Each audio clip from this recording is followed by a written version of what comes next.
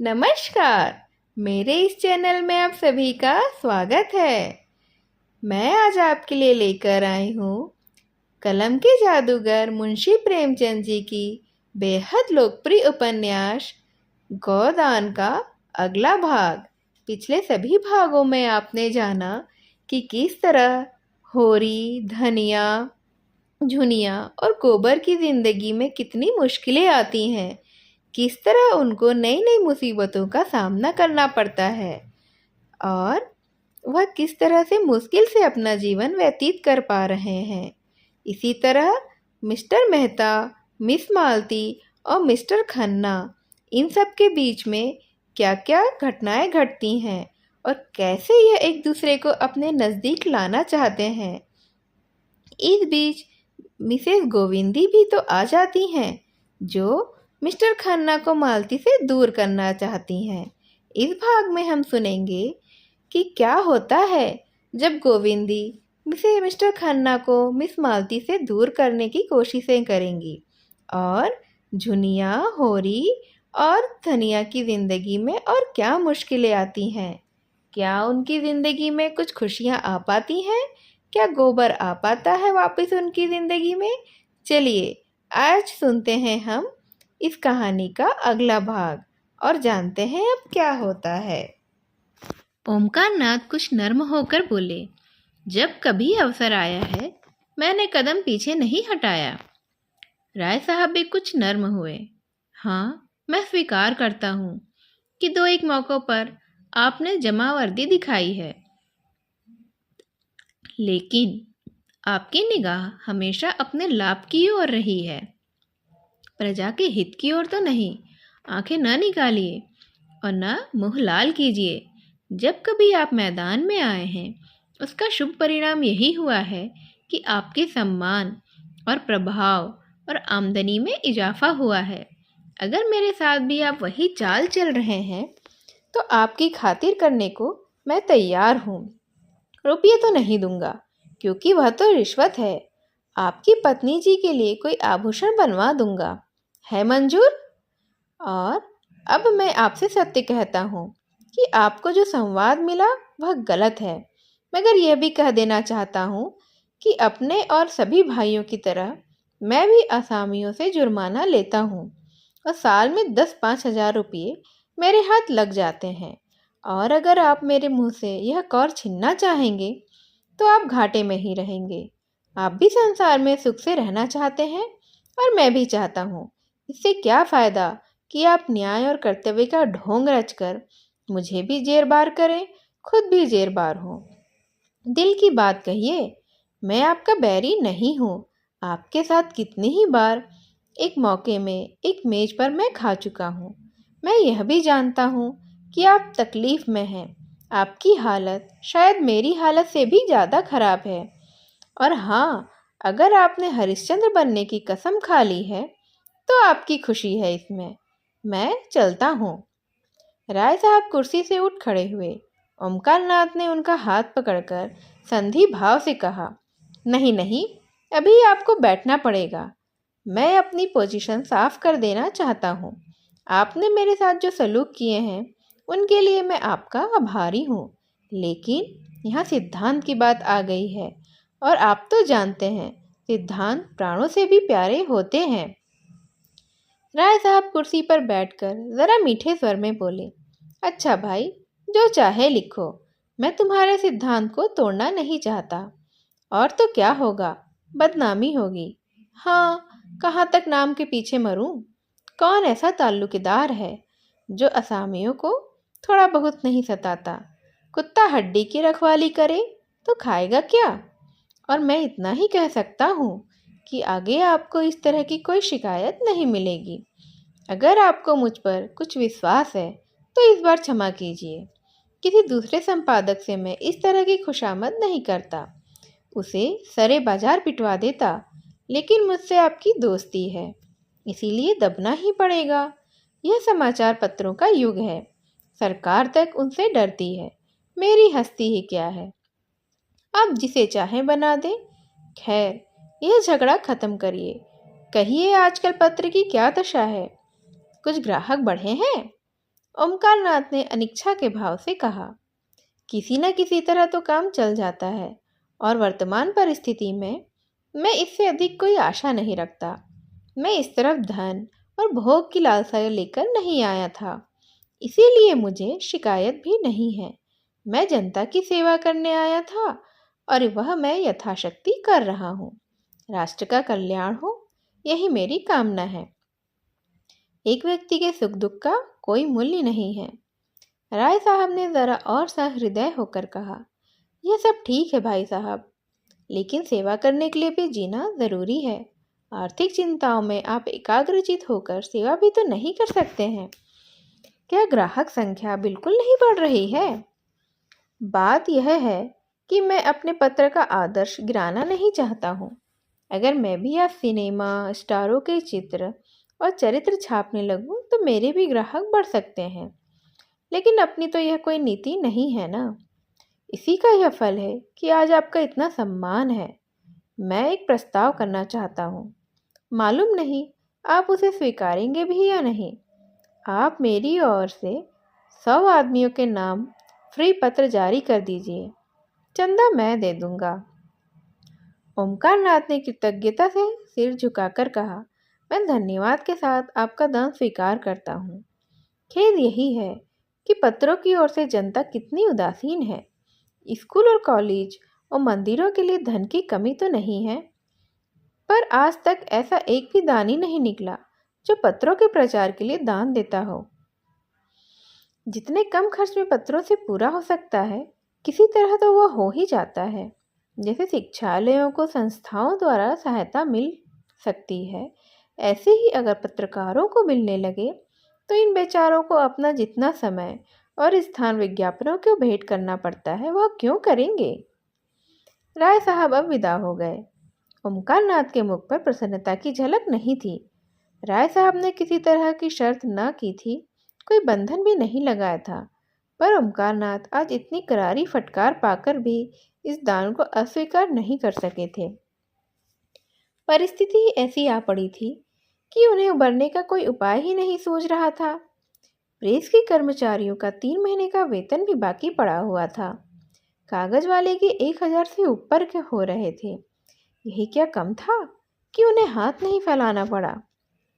इतनी में उनकी स्त्री गोमती ने आकर विद्रोह के स्वर में कहा, क्या अभी भोजन का समय नहीं आया है?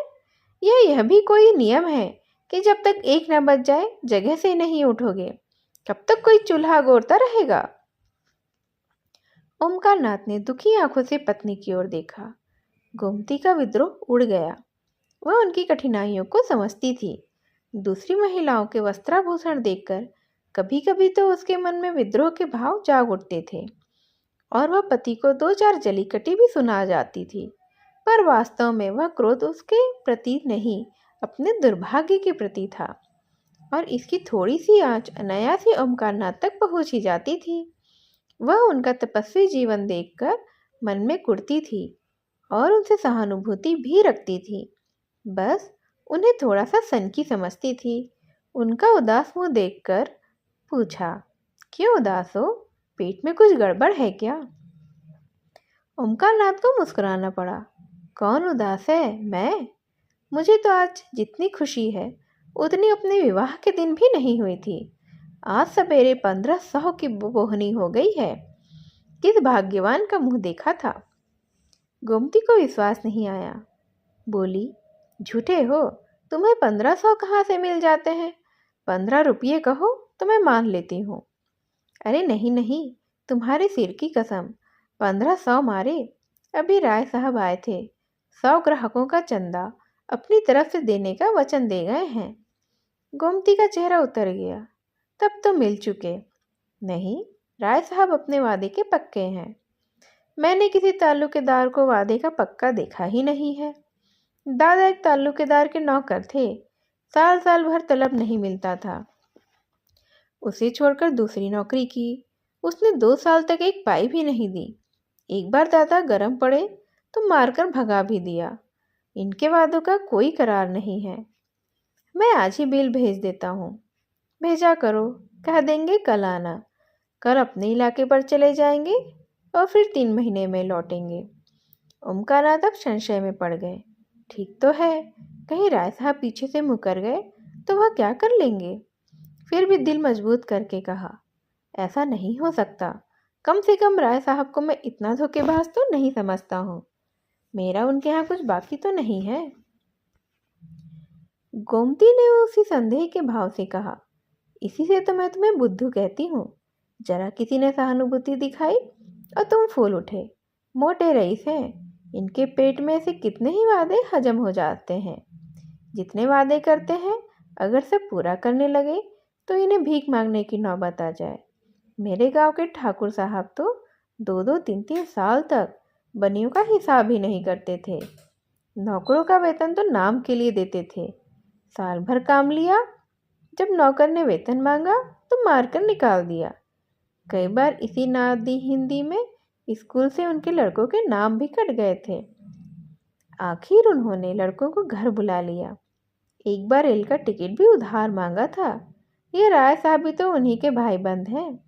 चलो अब भोजन कर लो और चक्की पीसो जो तुम्हारे भाग्य में लिखा है। यह समझ लो कि बड़े आदमी तुम्हें फटकारते रहे वही अच्छा है। यह तुम्हें एक पैसा भी नहीं देंगे और उसका चौगुना अपने असामियों से वसूल कर लेंगे। पंडित जी भोजन कर रहे थे पर कौर मुंह में फंसा हुआ जान पड़ता था। आखिर बिना दिल का बोझ हल्का किए भोजन करना कठिन हो गया। वह बोले, अगर रुपये नहीं दिए तो ऐसी खबर लूँगा कि याद करेंगे। उनकी चोटी तो मेरे हाथ में है। गांव के लोग झूठी खबर तो नहीं दे सकते। सच्ची खबर देते तो उनकी जान निकलती है। झूठी खबर क्या ही देंगे। राय साहब के खिलाफ एक रिपोर्ट मेरे पास आई है। छाप दूं तो बच्चा को घर से निकालना मुश्किल हो जाएगा। मुझे वह खैरात नहीं दे रहे हैं। बड़े दबसट में पड़कर इस राह पर आए हैं। पहले तो धमकियां दिखा रहे थे, जब देखा कि उससे कोई काम नहीं चला तो ये छारा फेंक कर चले गए हैं। मैंने भी सोचा एक इनके ठीक हो जाने से देश में अन्याय तो मिट नहीं सकता है, तो फिर क्यों न इनसे दान स्वीकार ही कर लूं। मैं अपने आदर्श से गिर गया हूँ ज़रूर, लेकिन इतने पर भी राय साहब ने दगा की तो मैं अभी शर्ता पर उतर आऊँगा। गांव में खबर फैल गई कि राय साहब ने पंचों को बुलाकर खूब डांटा और इन लोगों ने जितने रुपए वसूल किए थे वह सब इनके पेट से निकाल लिए। वह तो इन लोगों को जेल भिजवा रहे थे, लेकिन इन लोगों ने हाथ पांव जोड़े थूक कर चाट लिया। तब जाके उन्होंने छोड़ा। धनिया का कलेजा शीतल हो गया। गांव में घूम घूम कर पंचों को लज्जित करती फिरती थी। आदमी न सुने गरीब की पुकार, भगवान तो सुनते हैं। लोगों ने सोचा था इनसे डांड लेकर मजे से फुलौड़ियाँ खाएंगे। भगवान ने ऐसा तमाचा लगाया कि फुलौड़ियाँ ही मुंह से निकल पड़ी। एक एक के 2-2 भरने पड़े। अब चाटो मेरा मकान लेकर। मगर बैलों के बिना खेती कैसे हो। गांव में बुआई शुरू हो गई थी। कार्तिक के महीने में किसान के बैल मर जाए तो उसके दोनों हाथ कट जाते हैं। होरी के तो दोनों हाथ कट गए थे। सब लोगों के खेतों में हल चल रहे थे। बीज डाले जा रहे थे। कहीं कहीं गीत के ताने सुनाई दे रहे थे। होरी के खेत किसी अनाथ अबला के घर की भांति सूने पड़े थे। पुनिया के पास भी गोई थी, शोभा के पास भी गोई थी, मगर उन्हें अपने खेतों की बुआई से कहाँ फुर्सत थी कि होरी की बुआई करें। होरी दिन भर इधर उधर मारा मारा फिरता था। कहीं इसके खेत में जा बैठता, कहीं उसकी बुआई करा देता। इस तरह कुछ अनाज उसे मिल जाता था। धनिया, रूपा, सोना सभी दूसरों की बुआई में लगी रहती थी। जब तक बुआई रही पेट की रोटियां तो मिलती रही। विशेष कोई कष्ट नहीं हुआ। मानसिक वेदना तो अवश्य होती थी, पर खाने भर को तो मिल जाता था। रात को नित्य स्त्री पुरुष में थोड़ी सी लड़ाई भी हो जाती थी। यहाँ तक कि कार्तिक का महीना भी बीत गया और गांव में मजदूरी मिलना अब कठिन हो गया। अब सारा दारमदार ऊख पर था जो अब खेतों में खड़ी थी। रात का समय था। सर्दी भी खूब पड़ रही थी। होरी के घर में आज कुछ खाने को नहीं था। दिन को तो थोड़ा सा भुना हुआ मटर मिल गया था, पर इस वक्त चूल्हा जलने का कोई डौल नहीं था और रूपा भूख के मारे व्याकुल थी। द्वार पर कौड़े के समान बैठे रो रही थी। घर में जब अनाज का एक दाना भी नहीं है तो क्या मांगे और क्या खाए। जब भूख सहन नहीं हुई तो वह आग मांगने के बहाने ही पुनिया के घर गई। पुनिया बाजरे की रोटियां और बथुए का साग पका रही थी। सुगंध से रूपा के मुंह में पानी आ गया। पुनिया ने पूछा, क्या अभी तेरे घर आग नहीं जली रही? रूपा ने दीनता से कहा, आज तो घर में कुछ था ही नहीं, तो आग कहाँ से जलती? तो फिर आग काहे को मांगने आई है? दादा तमाकू पिएंगे। पुनिया ने उपले की आग उसकी ओर फेंक दी, मगर रूपा ने आग उठाई नहीं और समीप जाकर बोली, तुम्हारी रोटियां महक रही हैं काकी, मुझे बाजरे की रोटियां बड़ी अच्छी लगती हैं। पुनिया ने मुस्कुराकर पूछा, खाएगी? अम्मा डांटेंगी। अम्मा से कौन कहने जाएगा? रूपा ने पेट भर कर रोटियां खाई और जूठे मुंह भागी हुई घर चली गई। होरी मन मारे बैठा था कि पंडित दाता दीन ने जाकर पुकारा। होरी की छाती धड़कने लगी। क्या कोई नई विपत्ति आने वाली है? आकर उनके चरण छुए और कोड़े के सामने उनके लिए माची रख दी। दाता दीन ने बैठते हुए अनुग्रह भाव से कहा, अब की तो तुम्हारे खेत परनी पड़ गई होरी। तुमने गांव में किसी से कुछ कहा नहीं। नहीं भोला की मजाल थी कि तुम्हारे द्वारा बैल खोल ले जाता, यही लिहाज गिर जाती उसकी। मैं तुमसे जनेऊ हाथ में लेकर कहता हूँ होरी, मैंने तुम्हारे ऊपर डांड नहीं लगाया था। धनिया मुझे नाहक बदनाम करती फिरती है।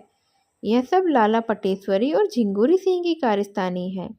मैं तो लोगों के कहने से पंचायत में बैठ भर गया था।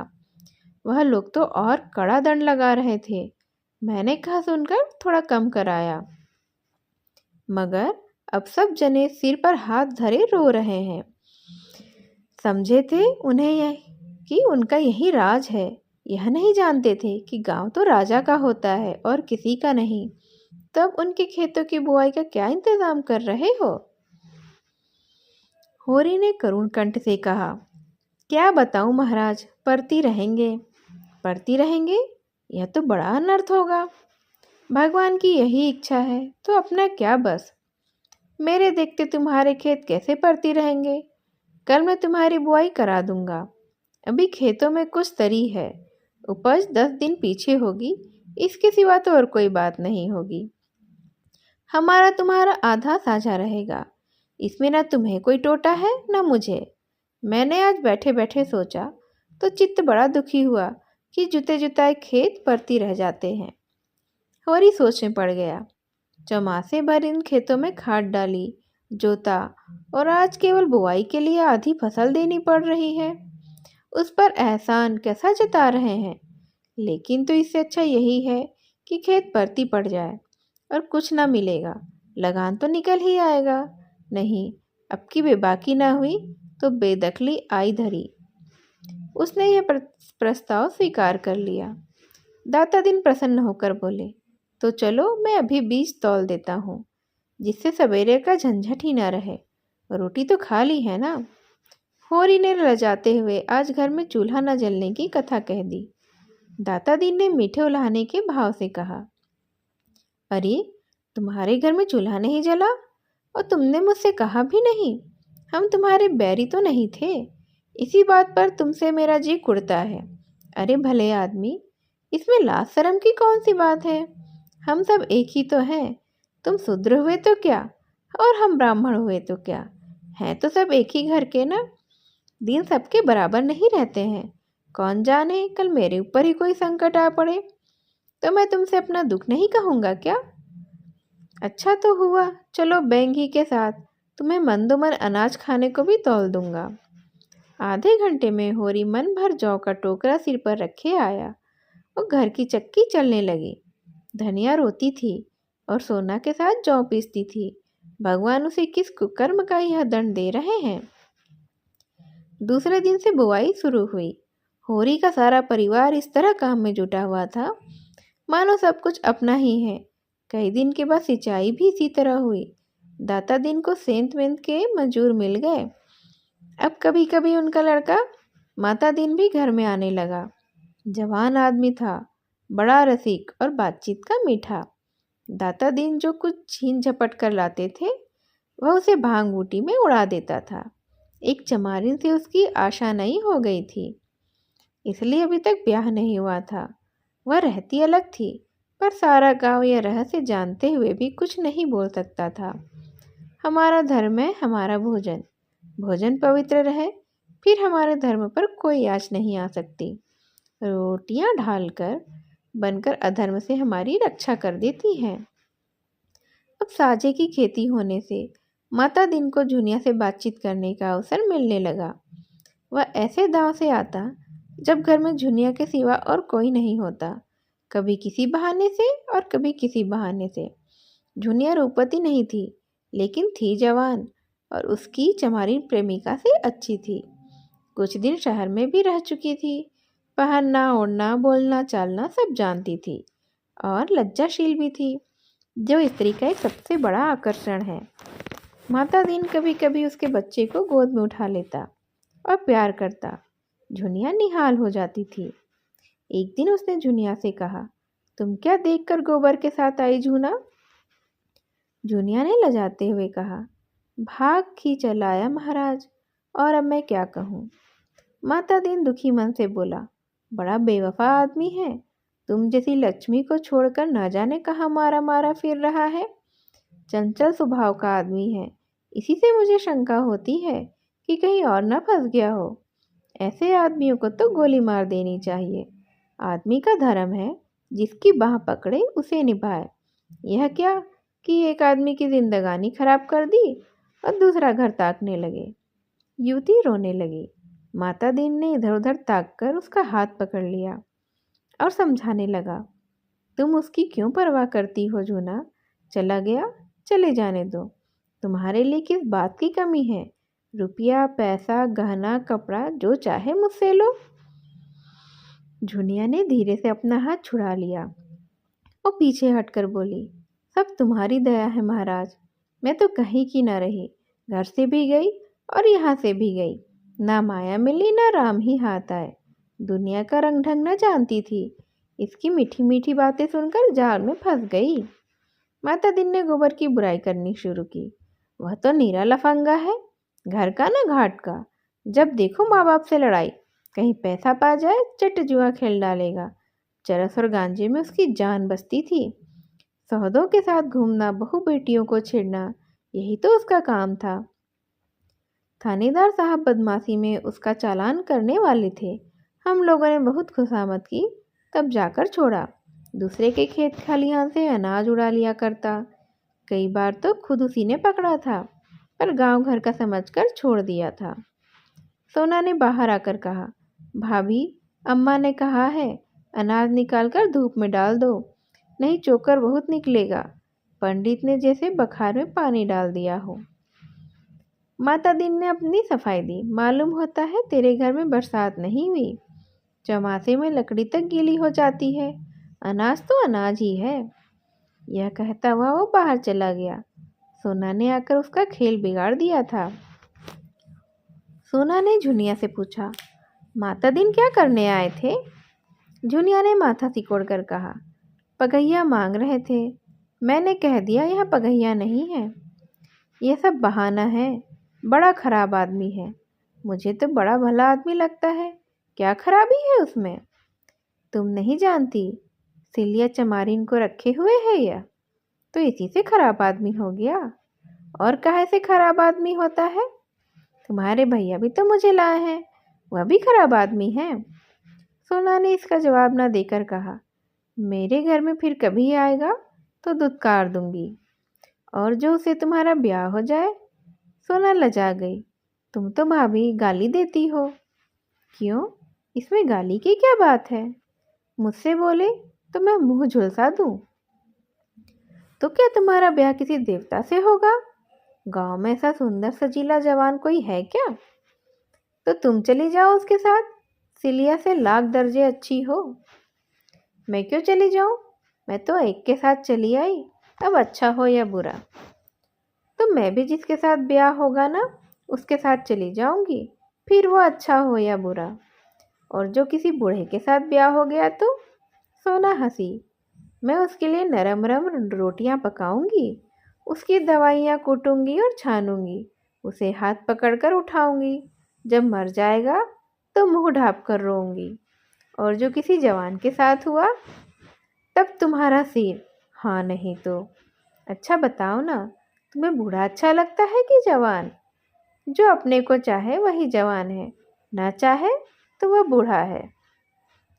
देव करे तुम्हारा ब्याह किसी बूढ़े से हो जाए, तो देखूं तुम उसे कैसे चाहती हो। तब मनाओगी किसी तरह यह निगोड़ा मर जाए तो किसी जवान को लेकर बैठ जाऊं। मुझे तो उस बूढ़े पर दया आएगी। इस साल इधर एक शक्कर का मिल खुल गया था। उसके कारिंदे और दलाल गांव-गांव घूमकर किसानों की खड़ी ऊख को मोल ले लेते थे। वह मिल था तो मिस्टर खन्ना ने खोला था।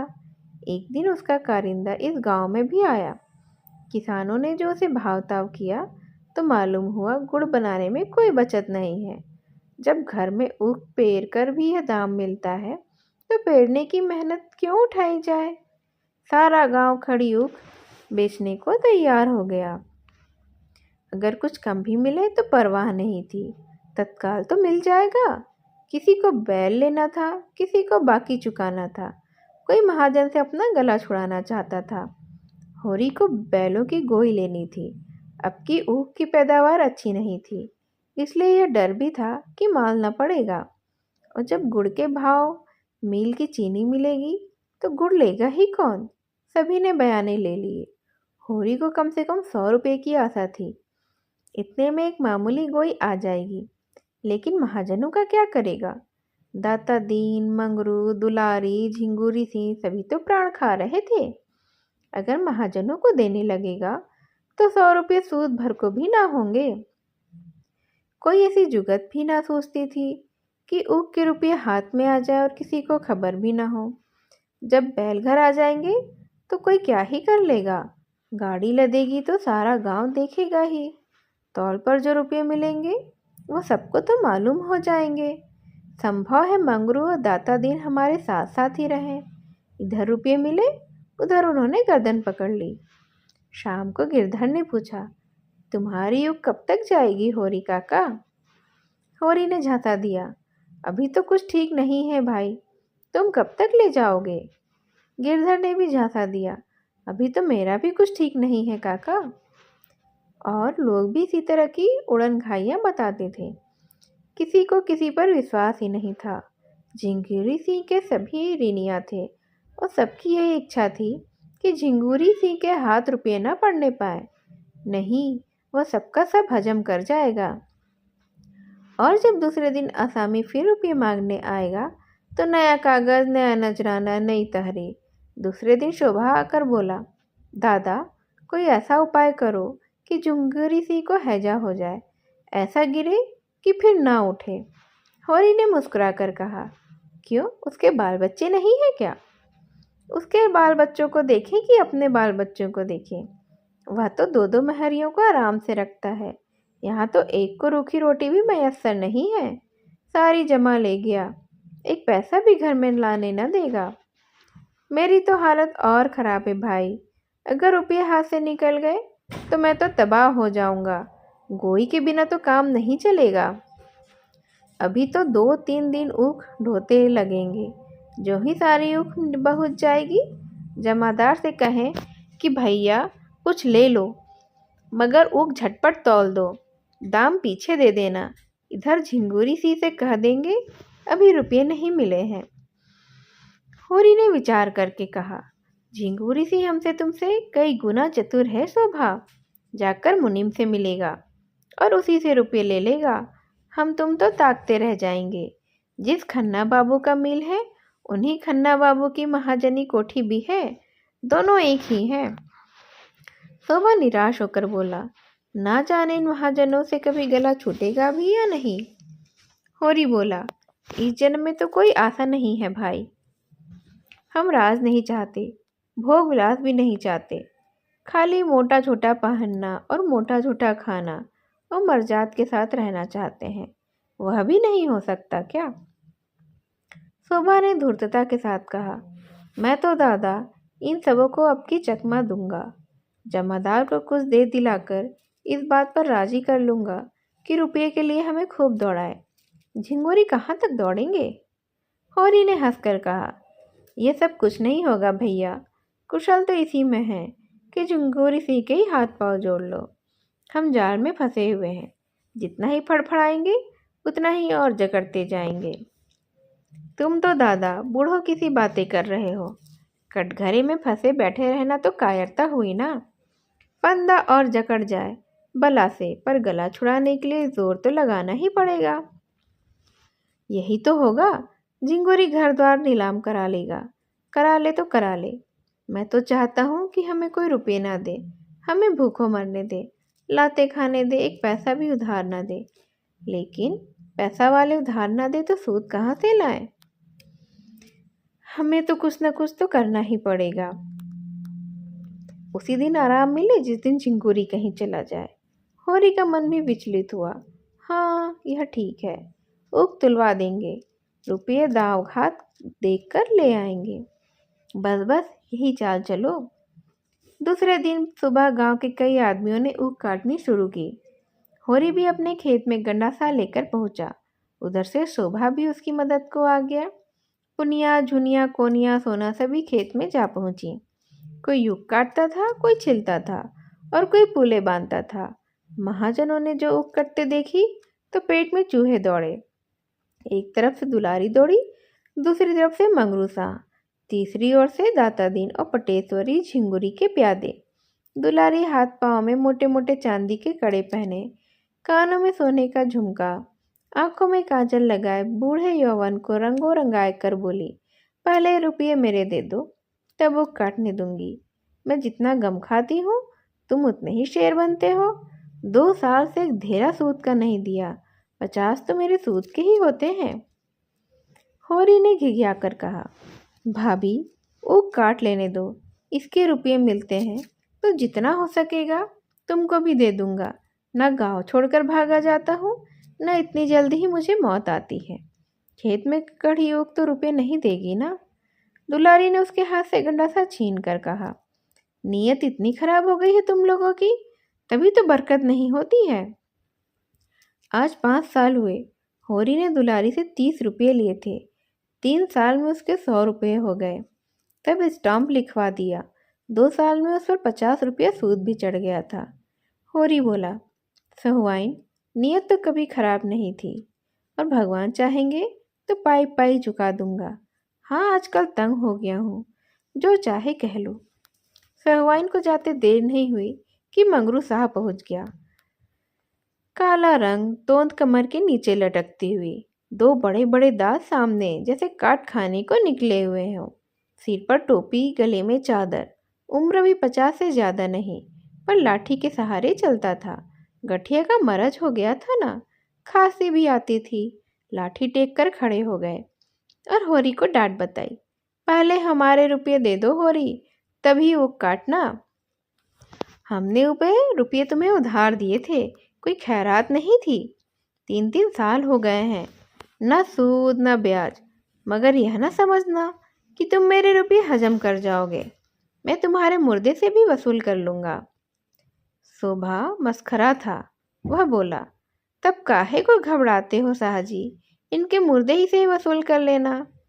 नहीं, 1-2 साल के आगे पीछे दोनों ही सरग में पहुँचोगे, वहीं भगवान के सामने अपना हिसाब चुका लेना। मगरू ने शोभा को बहुत बुरा भला कहा, जमा मार, बेईमान इत्यादि। लेने की बेर तो तुम हिलाते हो, जब देने की बारी आती है तो गुर्राते हो। घर बिकवा लूँगा, बैल बधिया नीलाम करा लूँगा। शोभा ने फिर छोड़ा, अच्छा ईमान से बताओ साह, कितने रुपये दिए थे जिसके अब 300 रुपये हो गए हैं। जब तुम साल के साल सूद ना दोगे तो आप ही बढ़ेंगे ना। पहले पहल कितने रुपए दिए थे तुमने? 50 ही तो दिए थे। कितने दिन हुए यह भी तो देख, 5-6 साल हुए होंगे। 10 साल हो गए हैं पूरे और ये 11वां है। 50 रुपए के 300 रुपये लेते तुम्हें जरा भी शर्म नहीं आती? अरे शर्म कैसी, रुपये दिए हैं, कोई खैरात मांगते हैं? होरी ने इन्हें भी चिरोरी विनती करके विदा किया। दाता दीन ने होरी के साझे में खेती की थी। बीज देकर आधी फसल ले लेंगे। इस वक्त कुछ छेड़छाड़ करना नीति विरुद्ध था। झिंगुरी सिंह ने मिलकर मैनेजर से पहले ही सब कुछ कह सुन रखा था। उनके प्यादे गाड़ियों पर ऊख लदवाकर नाव पहुंचा रहे थे। नदी गांव से आधा मील पर थी। एक गाड़ी दिन भर में 7-8 चक्कर कर लेती थी और नाव एक खेचवे में 50 गाड़ियों का बोझ लाद लेती थी। इस तरह किफ़ायत भी पड़ती थी। इस सुविधा का इंतज़ाम करके झिंगुरी सिंह ने सारे इलाके को एहसान से दबा दिया था। तौल शुरू होते ही झिंगुरी सिंह ने मिल के फाटक पर आसन जमा लिया। हर एक ऊख तौलते थे, दाम का पुर्जा लेते थे, खजांची से रुपये वसूल करते थे और अपना पावना काट कर असामी को देते थे। असामी कितना ही रोए चीखे किसी की नहीं सुनते थे। मालिक का यही हुक्म था। उनका क्या बस। होरी को 120 रुपये मिले। उसमें से झिंगुरी सिंह ने अपने पूरे रुपये सूद समेत काट कर कोई 25 रुपये होरी के हवाले किए। होरी ने रुपये की ओर उदासीन भाव से देखकर कहा, यह लेकर मैं क्या करूँगा ठाकुर, यह भी तुम ही ले लो, मेरे लिए मजूरी बहुत मिल जाएगी। झिंगुरी सिंह ने 2500 रुपये जमीन पर फेंक कर कहा, लो या फेंक दो, तुम्हारी मर्जी। तुम्हारे कारण मालिक की घुड़कियाँ खाई और अभी राय साहब सिर पर सवार है कि डांड के रुपये अदा करो। तुम्हारी गरीबी पर दया करके इतने रुपये दे देता हूँ, नहीं तो एक धौला भी नहीं देता। अगर राय साहब ने सख्ती की तो उल्टे और घर से देने पड़ेंगे। होरी ने धीरे से रुपये उठा लिए और बाहर निकला कि नौखेराम ने ललकारा। होरी ने जाकर 2500 रुपये उसके हाथ पर रख दिए और बिना कुछ कहे जल्दी से भाग गया। उसका सिर अब चक्कर खा रहा था। सुबह को इतने रुपये ही मिले थे। वह बाहर निकला तो पटेश्वरी ने घेर लिया। सुबह बरस पड़ा, बोला, मेरे पास रुपये नहीं है, तुम्हें जो कुछ करना हो कर लो। पटेश्वरी ने गर्म होकर कहा, ऊख बेची है कि नहीं? हाँ बेची है। तुम्हारा यही वादा तो था कि ऊख बेच कर रुपये दूंगा। हाँ था तो फिर क्यों नहीं देते? और सब लोगों को दिए हैं कि नहीं? हाँ दिए हैं। तो मुझे क्यों नहीं देते हो? मेरे पास अब जो कुछ बचा है वह बाल बच्चों के लिए है। पटेश्वरी ने बिगड़ कर कहा, तुम रुपये दोगे सुबह और हाथ जोड़कर, और आज ही दोगे? हाँ अभी जितना चाहो बहक लो। एक रपट में जाओगे 6 महीने को, और पूरे 6 महीने को एक दिन बेसी न एक दिन कम। यह जो नित्य जुआ खेलते हो वह एक रपट में निकल जाएगा। मैं जमींदार या महाजन का कोई नौकर नहीं हूँ, सरकार बहादुर का नौकर हूँ, जिसका दुनिया भर में राज है और जो तुम्हारे महाजन और जमींदार दोनों के मालिक हैं। पटेश्वरी लाल आगे बढ़ गया। शोभा और होरी को उधर चुपचाप चले, मानो इस धिक्कार ने उन्हें संज्ञाहीन कर दिया हो। तब होरी ने कहा, शोभा इसके रुपये दे दो, समझ लो ऊख में आग लग गई थी। मैंने भी यही सोचकर मन को समझा लिया है। शोभा ने आहत कंठ से कहा, हाँ दे दूंगा दादा, ना दूंगा तो मैं जाऊंगा कहाँ। सामने से गिरधर ताड़ी पर पिए झूमता चला आ रहा था। दोनों को देखकर बोला, झिंगुरिया ने सारे का सारा ले लिया होरी काका, चबेने को भी नहीं पैसा छोड़ा। हत्यारा कहीं का, रोया गिड़गिड़ाया, पर इस पापी को दया नहीं आई। शोभा ने कहा, ताड़ी तो पिए हो, इस पर कहते हो एक पैसा भी नहीं छोड़ा। गिरधर ने पेट दिखाकर कहा, सांझ हो गई, जो पानी की बूंद भी कंठ तले गई हो तो गौमांस बराबर है। एक इकन्नी मुंह में दबा ली थी, उसी की ताड़ी पी ली। सोचा साल भर पसीना गाढ़ा है तो एक दिन ताड़ी भी पी ही लूं, मगर सच कहता हूँ नशा ही नहीं है। एक आने में क्या ही नशा होगा। हाँ झूम रहा हूँ, जिससे लोग समझ रहे हैं कि खूब पिए हुए हैं। बड़ा अच्छा हुआ काका, बेबाकी हो गई। 20 लिए, उसके 160 भरे, कुछ हद है या?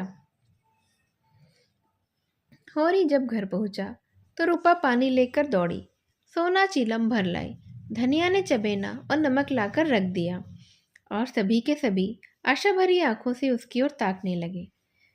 जुनिया भी चौखट पर आकर खड़ी हो गई थी। होरी उदास बैठा था, कैसे मुंह हाथ धोए, कैसे चबेना खाए, ऐसा लज्जित और ग्लानित मानो हत्या ही कर कर आया हो।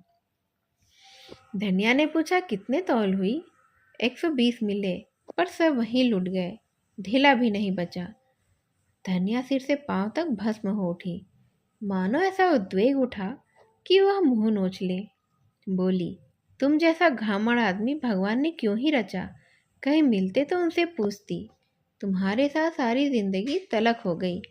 भगवान मौत भी तो नहीं देते कि जंजाल से जान छूट जाए। उठाकर सारे रुपए बहनोइयों को दे दिए। अब और कौन आमदनी है जिससे गोई आएगी? हल में क्या तुम्हें जोतूंगी या खुद ही जुट जाऊंगी?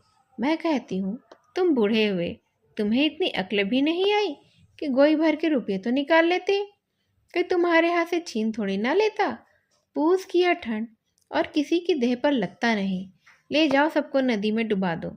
सिसक सिसक कर मरने से तो एक दिन ही मर जाना अच्छा है। कब तक पुआल में घुसकर रात काटेंगे? और पुआल में घुस भी ले तो पुआल खाकर रहा तो नहीं जाता ना। तुम्हारी इच्छा हो घास ही खाओ, हमसे तो घास नहीं खाई जाएगी। यह कहते कहते वो मुस्कुरा पड़ी। इतनी देर में उसकी समझ में यह बात आने लगी थी कि महाजन जब सिर पर सवार हो जाए और अपने हाथ में रुपये हों और महाजन वह जानता हो कि इसके पास रुपये हैं, तो आसामी कैसे अपनी जान बचा सकता है। होरी सिर नीचा किए अपने भाग्य को रो रहा था। धनिया का मुस्कुराना उसे न दिखाई दिया। वह बोला, मजूरी तो मिलेगी, मजूरी करके खाएंगे। धनिया ने पूछा, कहाँ है इस गांव में मजूरी? और कौन मुंह लेकर मजूरी करोगे? वह तो नहीं कहलाते हो। होरी ने चीलम से कई कश लगाकर कहा, मजूरी करना कोई पाप नहीं। मजूर बन जाए तो किसान हो जाता है, किसान बिगड़ जाए तो मजूर हो जाता है। मजूरी करना भाग्य में ना होता तो यह सब विपत्ति क्यों आती? क्यों गाय मरती? क्यों लड़का नालायक निकल जाता? धनिया ने बहू और बेटियों की ओर देखकर कहा, तुम सब की सब क्यों घेरे खड़ी हो? जाकर अपना अपना काम देखो। वह और है जो हाट बाजार से आते हैं तो अब बाल बच्चों के लिए 2-4 पैसे की कोई चीज लिए आते हैं। यहाँ तो यह लोभ लगा रह गया। रुपये तुड़ाए कैसे? एक एक कम ना हो जाएगा। इसी से इनकी कमाई में बरकत नहीं होती। जो खर्च करते हैं उन्हें मिलता है, जो ना खा सके उन्हें रुपये ही क्यों मिले? जमीन में गाड़ने के लिए मिलेंगे क्या? होरी ने खिलखिलाकर कहा, कहाँ है वो गाड़ी हुई थाती? जहाँ रखी है वहीं होगी। रोना तो यही है कि यह जानते हुए भी कि पैसे के लिए मरते हो, 4 पैसे की कोई चीज़ लाकर बच्चों के हाथ पे रख देते तो पानी में न पड़ जाते। झिंगुरी से तुम कह देते कि 1 रुपया मुझे दे दो, नहीं मैं तुम्हें 1 पैसा ना दूंगा, जाकर अदालत से ले लेना, तो वह जरूर दे देता। होरी लज्जित हो गया। अगर वह झल्लाकर 2500 रुपये नोखेराम को न देता तो नोखे कर क्या लेता? बहुत होता बकाया 2-4 आना सूद ले लेता, मगर अब तो चूक हो ही गई है। जूलिया ने भीतर जाकर सोना से कहा, मुझे तो दादा पर बड़ी दया आती है। बेचारे दिन भर के थके मांदे घर आए तो अम्मा कोसने लगी। महाजन गला दबाए थे तो बेचारे क्या ही करते। तो बैल अब कहाँ से आएंगे? महाजन अपने रुपए चाहता है, उसे तुम्हारे घर के दुखड़ों से क्या ही मतलब है? अम्मा वहां होती तो महाजन को मजा चखा देती। अभागा रो रो कर रह जाता। झुनिया ने दिल लगी की, तो यहाँ रुपये की कौन कमी है? तुम महाजन से जरा हंसकर बोल लो, देखो सारे रुपये छोड़ देता है कि नहीं। सच कहती हूँ, दादा का सारा दुख जल्दी दूर हो जाएगा। सोना ने दोनों हाथों से उसका मुंह दबाकर कहा, बस चुप ही रहना, नहीं कह देती हूँ। अभी जाकर अम्मा से माता दीन की सारी कलई खोल दूँ तो रोने लगोगी। झुनिया ने पूछा, क्या कह दोगी अम्मा से? कहने को तो कोई बात भी हो। जब वह किसी बहाने से घर में आ जाते हैं तो क्या कह दूं कि निकल जाओ? फिर मुझसे कुछ ले तो नहीं जाते, कुछ अपना दे ही जाते हैं। सिवाय मीठी मीठी बातों के वह झुनिया से कुछ नहीं पा सकते, और अपनी मीठी बातों को महंगे दामों पर बेचना भी मुझे आता है। मैं ऐसी अनाड़ी नहीं हूँ कि किसी के भी झांसे में आ जाऊं। हाँ, जब जान जाऊंगी कि तुम्हारे भैया ने वहाँ किसी को रख लिया है तब की नहीं चलाती। तब मेरे ऊपर किसी का कोई बंधन नहीं रहेगा। अभी तो मुझे विश्वास है कि वह मेरे हैं और मेरे कारण उन्हें गली गली ठोकर खाना पड़ रहा है। हंसने बोलने की बात न्यारी है, पर मैं उनसे विश्वासघात नहीं करूंगी। जो एक से दो का हुआ वह किसी का नहीं रहता। शोभा ने आकर होरी को पुकारा और पटेश्वरी के रुपये उसके हाथ में रखकर बोला, भैया तुम जाकर ये रुपये लाला को दे दो। मुझे उस घड़ी न जाने क्या हो गया था। होरी रुपये लेकर उठा कि शंख की ध्वनि कानों में आई। गांव के उस सिरे पर ध्यान सिंह नाम के एक ठाकुर रहते थे। पलटन में नौकर थे और कई दिन हुए 10 साल के बाद रजा कर लेकर आए थे। बगदाद, अदन, सिंगापुर, बर्मा चारों तरफ घूम चुके थे। अब उनमें ब्याह करने की धुन थी, इसीलिए पूजा पाठ करके ब्राह्मणों को प्रसन्न रखना चाहते थे। होरी ने कहा, जान पड़ता है 7 अध्याय पूरे हो गए, आरती हो रही है। शोभा बोला, हाँ जान तो पड़ता है, चलो आरती ले लेते हैं। होरी ने चिंतित भाव से कहा, तुम जाओ, मैं थोड़ी देर में आता हूँ। ध्यान से जिस दिन आए थे सबके घर सेर भर मिठाई बैना भेजी थी। होरी ने जब कभी रास्ते में मिल जाते कुशल पूछते थे। उनकी कथा में जाकर आरती में कुछ न देना अपमान की बात थी। आरती का थाल उन्हीं के हाथ में होगा, उनके सामने होरी कैसे खाली हाथ आरती ले लेगा। इससे तो कहीं अच्छा है वह कथा में ही ना जाए। इतने आदमियों में उन्हें क्या याद आएगी कि होरी नहीं आया। कोई रजिस्टर लिए तो नहीं बैठा है कि कौन आया और कौन गया। मगर उसका हृदय महसूस महसूस कर रह जाता था। उसके पास एक पैसा भी नहीं है, तांबे का एक पैसा। आरती के पुण्य और महात्म्य को उसे बिल्कुल ध्यान था। बात थी केवल व्यवहार की। ठाकुर जी की आरती तो वह केवल श्रद्धा की भेंट देकर ले सकता था, लेकिन मर्यादा को कैसे तोड़े, सबकी आंखों में हेटा कैसे बने। सहसा वो उठ बैठा। क्यों मर्यादा की गुलामी करे, मर्यादा के पीछे आरती का पुण्य क्यों छोड़ेगा। लोग हंसेंगे, हंस ले, उसे कोई परवाह नहीं। भगवान उसे कुकर्म से बचाए रखे, और इससे ज्यादा वह कुछ नहीं चाहता। वह ठाकुर के घर की ओर चल पड़ा। खन्ना और गोविंदी में नहीं पटती। क्यों नहीं पटती यह बताना कठिन है। ज्योतिष के हिसाब से उनके ग्रहों में कोई विरोध है। हालांकि विवाह के समय ग्रह नक्षत्र खूब मिला लिए गए थे। काम शास्त्र के हिसाब से इस अनबन का और कोई रहस्य हो सकता है, और मनोविज्ञान वाले कुछ और ही कारण खोज सकते हैं। हम तो इतना ही जानते हैं कि उनमें नहीं पटती। खन्ना धनवान है, रसिक है, मिलनसार है, रूपवान भी है, अच्छे खासे पढ़े लिखे हैं और नगर के विशिष्ट पुरुषों में है। गोविंदी अप्सरा न हो, पर रूपवती तो अवश्य है।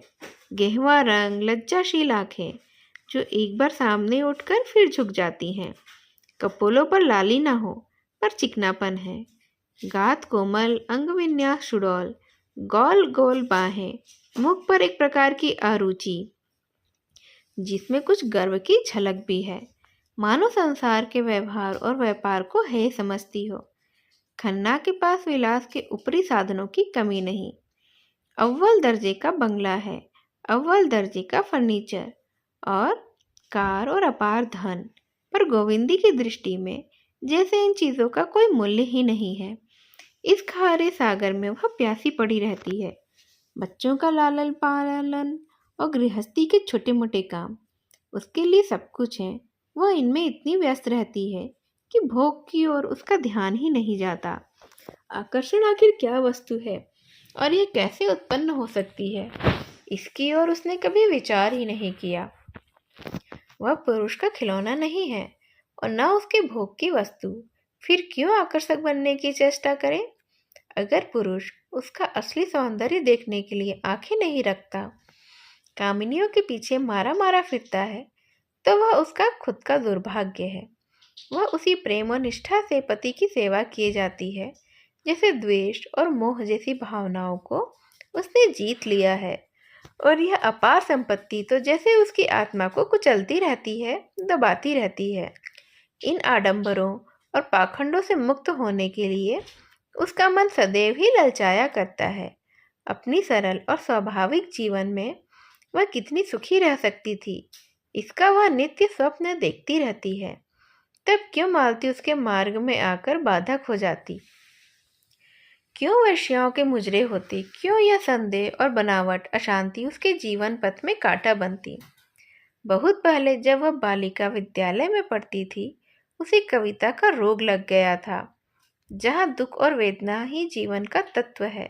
संपत्ति विलास तो केवल इसलिए कि उसकी होली जलाई जाए, जो मनुष्य को असत्य अशांति की ओर ले जाता है। वह अब कभी कभी कविता रचती थी, लेकिन सुनाई किसे? उसकी कविता केवल मन तरंग या भावनाओं की उड़ान नहीं थी। उसके एक एक शब्द में उसके जीवन की व्यथा और उसके आंसुओं की ठंडी जलन भरी होती थी। किसी ऐसे प्रदेश में जाकर बसने की लालसा, जहाँ वह पाखंडों और वासनाओं से दूर अपने शांत कुटिया में सरल आनंद का उपभोग करे।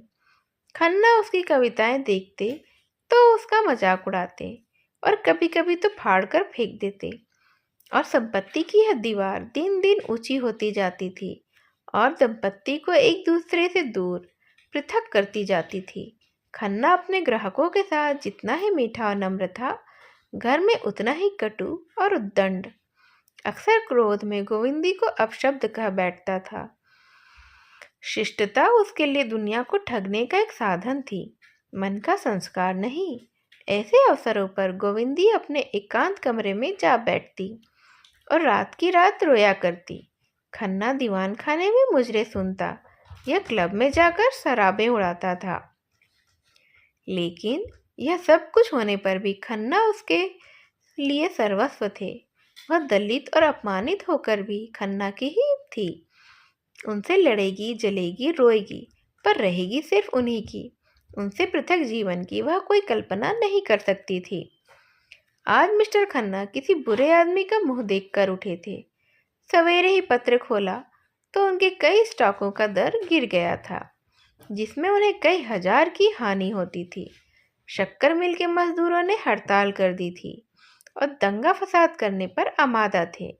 नफे की आशा से चांदी खरीदी थी, मगर उसका दर आज और भी ज्यादा गिर गया था। राय साहब से जो सौदा हो रहा था, जिसमें उन्हें खासे नफे की आशा थी, वह कुछ दिनों के लिए टलता हुआ जान पड़ता था।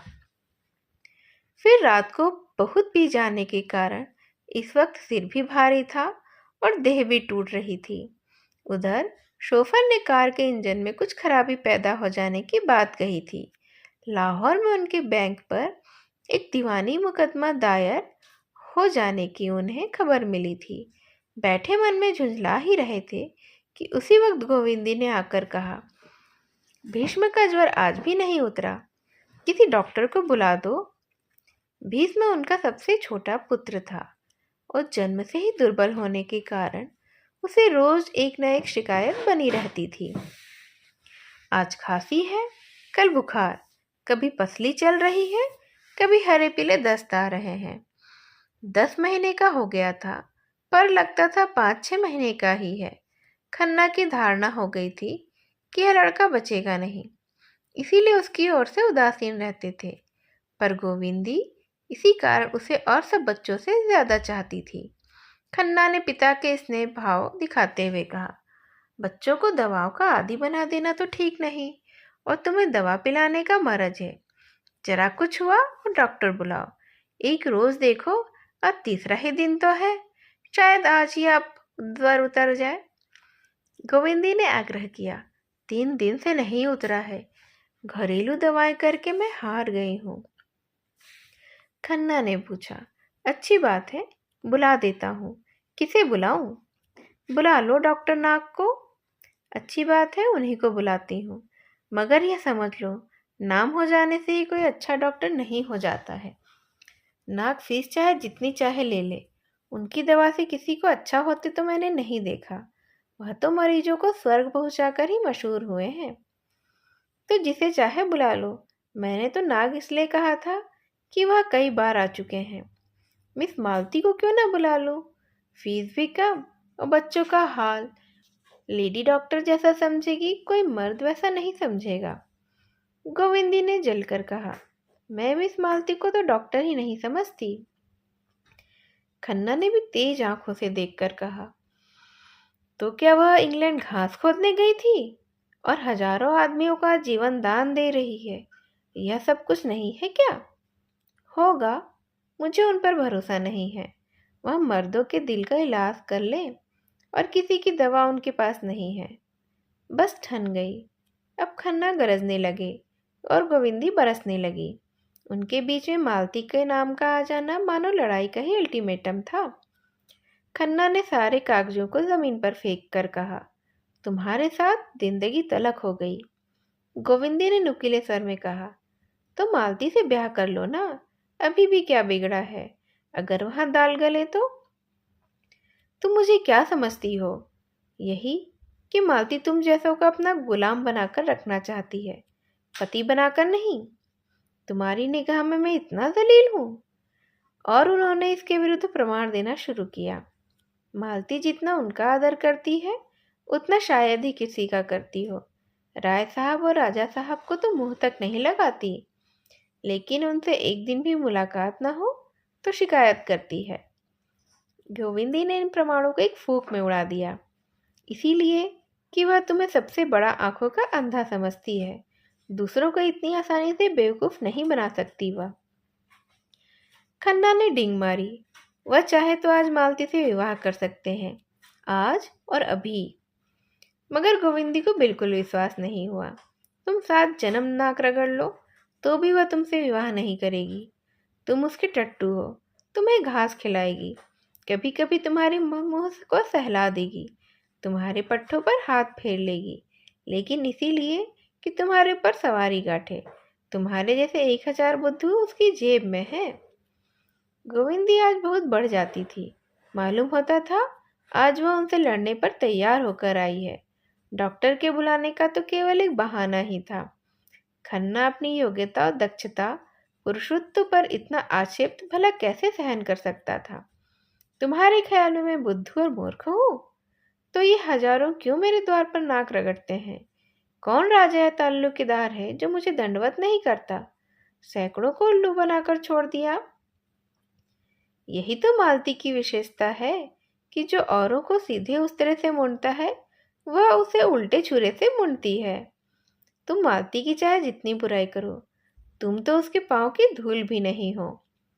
मेरी दृष्टि में वह वेश्याओं से भी गई बीती है, क्योंकि वह पर्दे की आड़ में शिकार खेलती है। दोनों ने अपने अपने अग्निबाण छोड़ दिए। खन्ना ने गोविंदी को चाहे कोई दूसरी कठोर से कठोर बात कही होती, उसे उतनी बुरी नहीं लगती, पर मालती से उसकी वह घृणित तुलना उसकी सहिष्णुता के लिए असह्य थी। गोविंदी ने भी खन्ना को चाहे जो कुछ कहा होता, वह इतने गर्म नहीं होते, लेकिन मालती का यह अपमान वह नहीं सह सकते। दोनों एक दूसरों के कोमल स्थलों से परिचित थे। दोनों के निशाने ठीक बैठे और दोनों ने तिलमिला होकर कहा। खन्ना की आंखें तो लाल हो गई, गोविंदी का मुंह लाल हुआ। खन्ना आवेश में उठे और उसके दोनों कान पकड़कर जोर से ऐंठे और 3 तमाचे लगा दिए। गोविंदी रोती हुई अंदर चली गई। जरा देर में डॉक्टर नाग आए और सिविल सर्जन मिस्टर टाड आए और विशंगाचार्य नीलकंठ शास्त्री आए, पर गोविंदी बच्चे को लिए अपने कमरे में ही बैठी रही। किसने क्या कहा, क्या तशखीस की, उसे कुछ मालूम नहीं।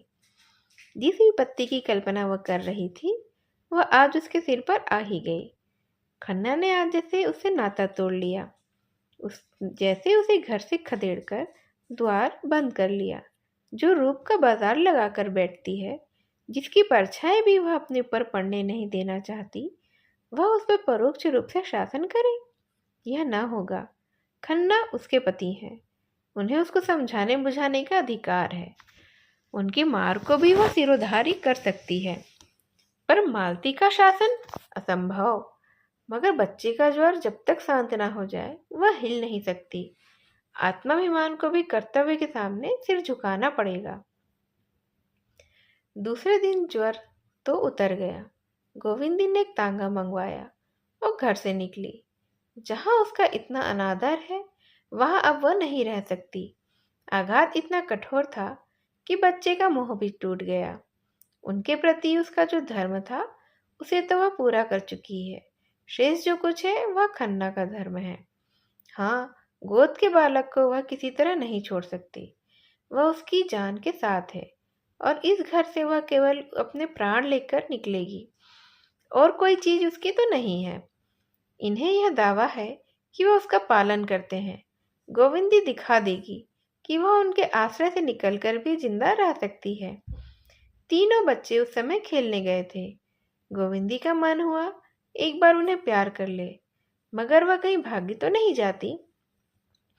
बच्चों को उससे प्रेम होगा तो उसके पास आएंगे, उसके घर में भी खेलेंगे। वह जब जरूर समझेगी, खुद बच्चों को देख जाया करेगी। केवल खन्ना का आश्रय बस नहीं लेना चाहती। सांझ हो गई थी। पार्क में खूब रौनक थी।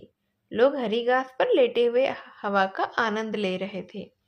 गोविंदी हजरतगंज होती हुई चिड़ियाघर की तरफ मुड़ी ही थी कि कार पर मालती और खन्ना सामने से आते हुए दिखाई दिए। उसे मालूम हुआ खन्ना ने उसकी तरफ इशारा करके कुछ कहा और मालती मुस्कुराई। नहीं, शायद यह तो उसका भ्रम है। खन्ना मालती से उसकी निंदा नहीं करेंगे, मगर कितनी बेशर्म है। सुना है इसकी अच्छी प्रैक्टिस है, घर की भी संपन्न है, फिर भी ये अपने को बेचती फिरती है। न जाने क्यों ब्याह नहीं कर लेती। लेकिन उससे ब्याह करेगा कौन? नहीं, यह बात नहीं है। पुरुषों में ऐसे गधे बहुत हैं जो उसे पाकर अपने को धन्य मानेंगे। लेकिन मालती खुद तो किसी को पसंद करे, और ब्याह में कौन सा सुख रखा हुआ है। बहुत ही अच्छा करती है जो ब्याह नहीं करती। अभी सब उसके गुलाम हैं, तब वह एक लौंडी होकर रह जाएगी। बहुत अच्छा कर रही है। अभी तो ये महाशय भी उसके तलवे चाटते हैं। कहीं से ही ब्याह न कर ले तो उस पर शासन करने लगे। मगर इनसे वह क्यों ब्याह करेगी? समाज में दो चार स्त्रियां बनी रहे तो अच्छा है, पुरुषों के कान तो गर्म करती रहे। आज गोविंदी के मन में मालती के प्रति बड़ी सहानुभूति उत्पन्न हुई। वह मालती पर आक्षेप करके उसके साथ अन्याय कर रही है। क्या मेरी दशा को देखकर उसकी आंखें नहीं खुलती होंगी? विवाहित जीवन की दुर्दशा आंखों से देखकर वह इसी जाल में इसीलिए नहीं फंसती है। चिड़ियाघर में चारों तरफ सन्नाटा छाया हुआ था। गोविंदी ने तांगा रोक दिया और बच्चे को लिए हरी धूप की तरफ चल पड़ी। मगर 2 ही 3 कदम चली थी कि चप्पल पानी में डूब गई। अभी थोड़ी देर पहले लॉन सींचा गया था, घास के नीचे पानी बह रहा था। उस उतावली में उसने पीछे न फिर एक कदम और आगे रखा तो पाँव कीचड़ में सन गए। उसने पाँव की ओर देखा। अब वह पाँव धोने के लिए पानी कहाँ से मिलेगा? उसकी सारी मनोव्यथा विलुप्त हो गई। पाँव धोकर साफ करने की चिंता हुई। उसकी विचारधारा ही रुक गई। जब तक पाँव साफ न हो जाए वह अब कुछ नहीं सोच सकती है। सहसा उसे एक लंबा पाइप घास में छिपा नजर आया जिसमें पानी बह रहा था। उसने जाकर पाँव धोए, चप्पल धोए, हाथ मुंह धोया, थोड़ा सा पानी चुल्लू में लेकर पिया और पाइप के उस पार सूखी जमीन पर जाकर बैठी। उदासी में मौत की याद तुरंत आती है। कहीं वह यहीं बैठे बैठे मर जाए तो क्या होगा?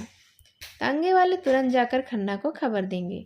खन्ना सुनते ही खिल उठेंगे, लेकिन दुनिया को दिखाने के लिए आंखों पर रुमाल रख लेंगे। बच्चों के लिए खिलौने और तमाशे माँ से प्यारे हैं।